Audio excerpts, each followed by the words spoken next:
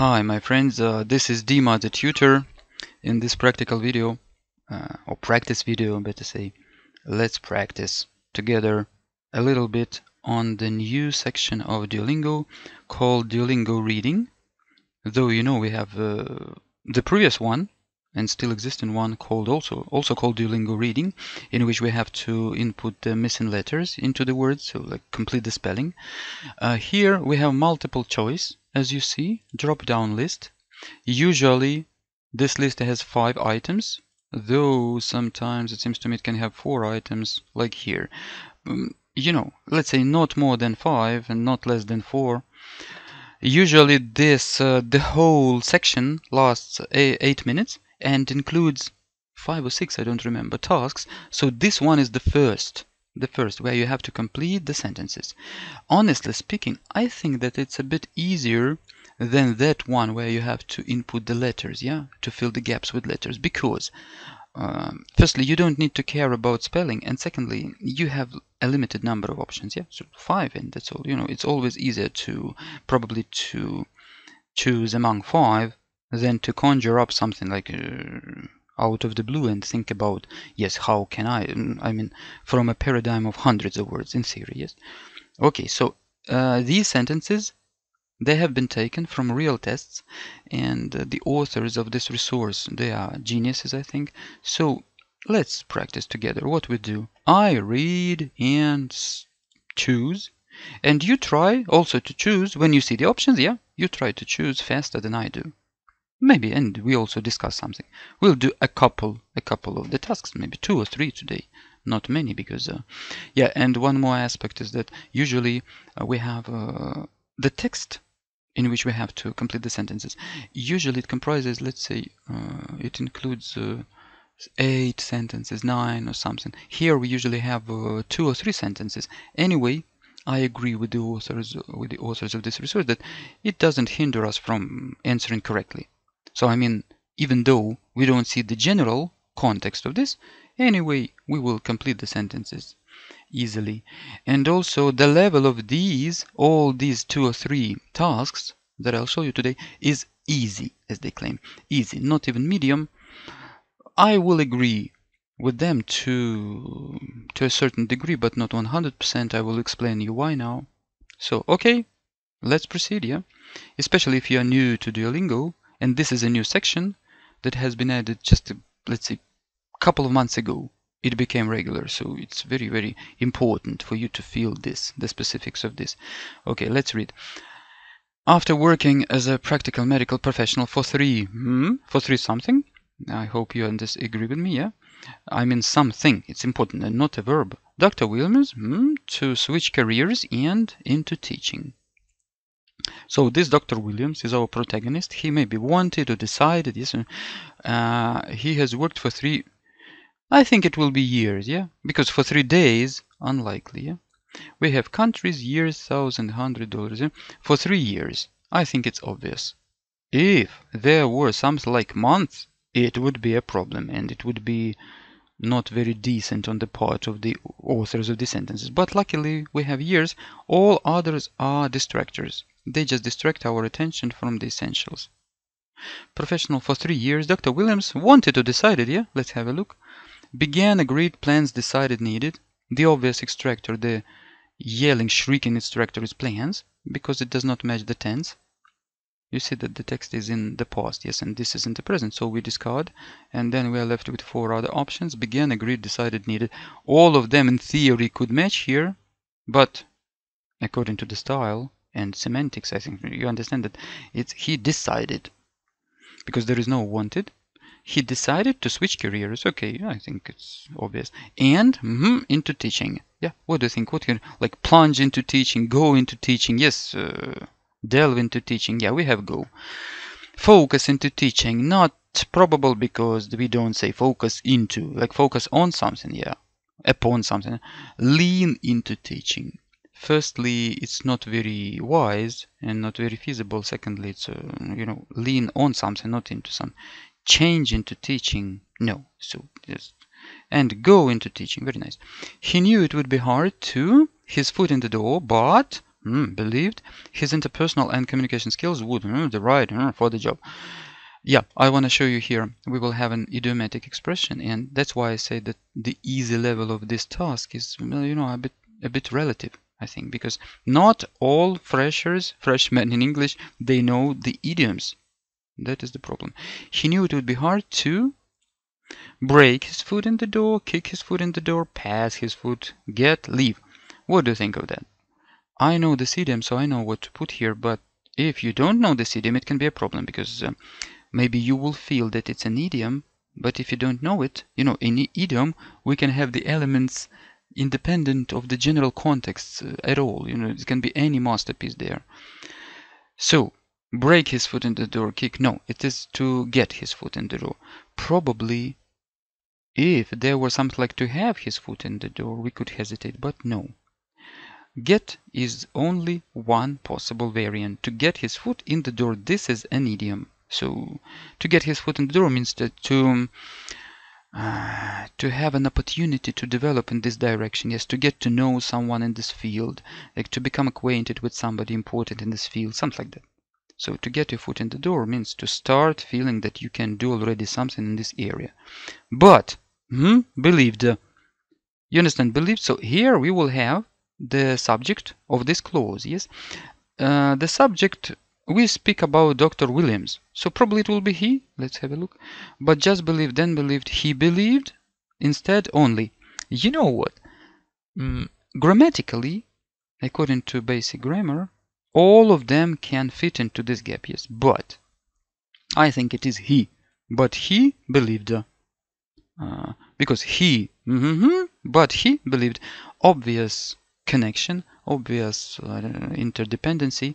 So, but he believed his interpersonal and communication skills would maybe be the right choice, match, fit, you know, something like that. Would make, determine, shape, be, get, feel. Let's leave it be. Let's leave here be for now. Would be the right match for the job, fit for the job, path, suited, level. You know what? Here, by the way, when I was first doing this task, I made a mistake. I chose match to be the right match, but the system told me that it is fit. For instance, let's choose match to be the right match. We click submit and we see, you see, I have a mistake here. To be the right fit for the job. You know, honestly speaking, I agree only partially to this. So if you are a connoisseur of English style or something, you're welcome to plunge into some forums and read about whether it's better to use to be the right match for something or to be the right fit for something. I feel that both variants are possible. So in this aspect, just in this position here, I cannot agree with the authors like entirely, only partially, but let it be. You know, I think if you do one mistake somewhere, it does not hinder you from getting a normal score. So don't worry about this. One mistake here, probably somewhere, one there. I doubt that you need just 155 for your Duolingo, yes? Most of you need 110, 120. So even if you do a mistake here and mistake there, it's very nice. It shows that you're a human. And okay, let's do one more. So let's have a look at this. Free writing is a form of writing activity that forces you to put down your best thoughts and feelings without thinking, grammar, spelling, organization, or order. It's about writing, just about copywriting or creative writing, and also grammar, style, language. Let's read it again. Free writing is a form of writing activity that forces you to put down your best thoughts and feelings without thinking, thinking. And here grammar, yeah? What's the connector here? The preposition. I think you have guessed already without my help. It's about or of. Do we have about? Yeah. Thinking or grammar. Explicitly wrong, yeah? Flagrantly wrong. Thinking with grammar. Explicitly wrong. Thinking any grammar. No, impossible. Thinking from grammar. Possible. Thinking about grammar. Or, if you look, you could have of in theory, yeah? Think of something. Luckily we don't have of, so we don't hesitate. Thinking about grammar, spelling, organization. It can at something like or at sometimes. When you don't have time to edit, I think it will be here your work for errors. Because whose work else? Yes, only yours. It can, let's have a look, pass, in, came, become, are, come, in, what? Well, handy, and you with. You know, guys, it's an idiom here again. So we begin to feel that Duolingo loves idioms in this task, because there is an idiom to come in handy. Again, you see? What are the distractors here? It can are impossible, it can came impossible, but it can pass, it can become, it can come. They are possible. So you need to know the idiom. It can come in handy. So you see, this is an idiom. And if you don't know this idiom, I think that no logic can be applied to handle this task, you see? I don't know how we can deal with it, because if you know the idiom, haha, you are happy. You're just, yes, you're the winner. It can come in handy at what? At times, yes, at death. You know, I think too dramatic. At works, at practice, at ease. At times when, yeah, at times when. It's also a collocation, yeah, at times when. Maybe not very idiomatic, but a collocation. At times when you don't have time to edit your work, as I have told you, because whose work? Only yours. Your work for errors. Very nice. For errors, so let's submit. Yeah, everything's fine, you know. Not a big deal, everything's fine. Okay, let's take one more. Again, easy, the system shows, okay. Film acting, to involve memorizing lines as acting. I feel it will be here as well as, yes, a typical connector. Actors weren't allowed to use scripts, to look at scripts with them while, with them, you see, so it's not look at with them. While filming, because, again, they were supposed, yes, because we're speaking about actors, they were supposed to have memorized their lines well in advance. Such was the way of the film actors. Okay, very easy. I think it's just easy as a pie. Yeah? Film acting came to involve, seemed to involve, used to involve, made to involve, continued to involve. You know what?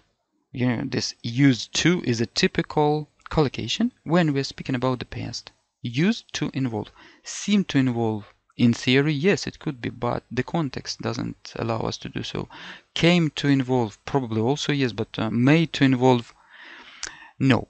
Film acting made to involve, made somebody to involve, yes, but we don't have the object here, so it's impossible.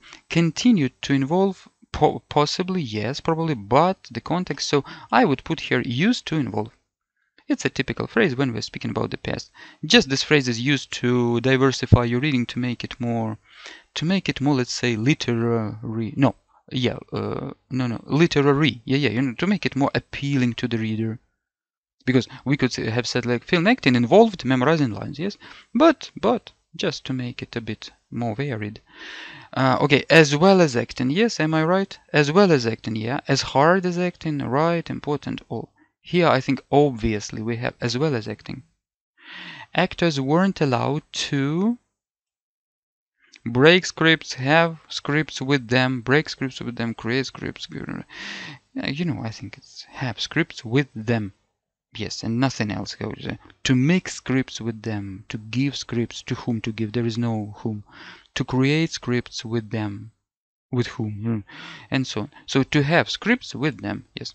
While filming, because artists, obviously not here, because artists are not actors, they maybe, and very probably yes, many were supposed. Why many? Why not all? Everyone, usually we say was supposed, and everyone doesn't mean actors, yes. So girls, out of context, so they were supposed to have memorized their lines well in advance. Okay, let's click submit.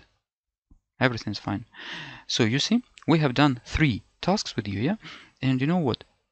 Everywhere we meet some collocations or idiomatic expressions. It means what, my friends? It means that if you're preparing for this new section of Duolingo, I think it makes sense to, you know, to get acquainted with some most common idioms in the English language. I think I will shoot a couple of videos about this, but of course there are thousands of idioms, and we cannot foresee which ones we will face. On the other hand, if you have an easy level, you understand that we will not have such a long and rich and uncommon idiom somewhere. You will have something like at times when, yeah, as well as is not an idiom, though some linguists will call it also an idiomatic expression. Everything which is already static out of those sets. Yes, it's already an idiom in the language, so as well as can also be called an idiom.